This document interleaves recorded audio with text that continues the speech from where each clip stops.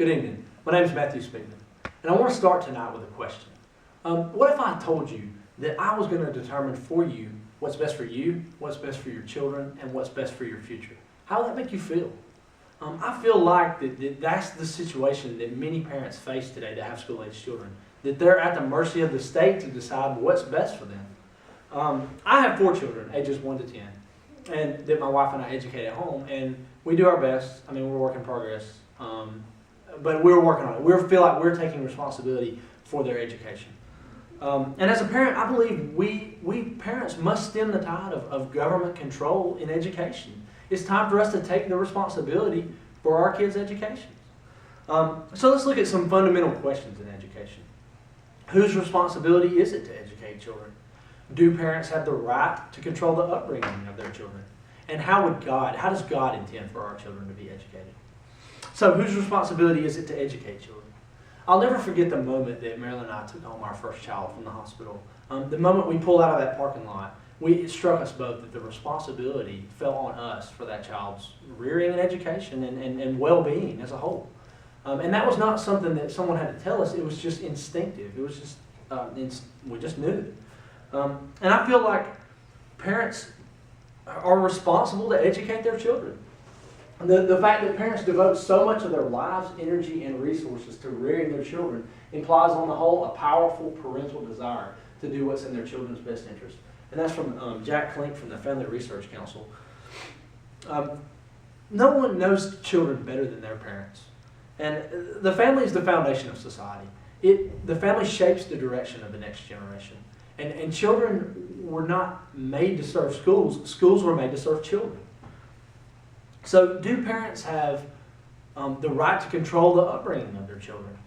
This comes from the Ninth Circuit Court of Appeals, the U.S. Ninth Circuit Court of Appeals. It says the right of parents to make decisions concerning the care, custody, and control of their children is not without limitations.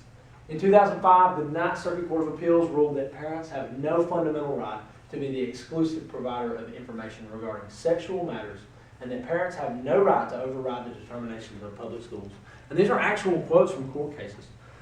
In another case, ruling on the same matter, the Supreme Court of the United States decided that children are not mere creatures of the state, and that care, custody, and control of their children were fundamental liberties protected by our Constitution.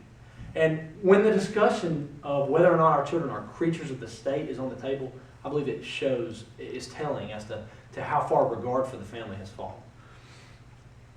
Woven into the freedoms granted to us by God and defined by our nation's founders are the right and the responsibility to educate our children in a way that is pleasing to us and is pleasing to God. So how does God intend for children to be educated? Deuteronomy 6, 4 through 9, Israel called it the Shema, says, "Hear, O Israel, the Lord our God, the Lord is one. Love the Lord your God with all your heart, with all your soul, and with all your strength. These words that I've given you today are be on your heart. Repeat them to your children. Talk about them when you sit in your house and when you walk along the road, when you lie down and when you get up. Bind them as a sign on your hand and let them be a symbol on your forehead.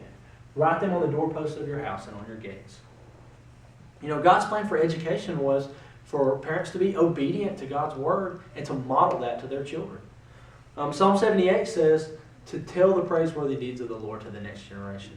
And that places the responsibility of passing on knowledge and information solely on the shoulders of parents. Proverbs 22:6 says to train up a child in the way he should go, and when he is old, he will not depart from it. And so training and education is a vital part of family responsibility. God endorses the right and the responsibility of parents to educate their children within the family unit. And He's pleased by the adherence and obedience to His word.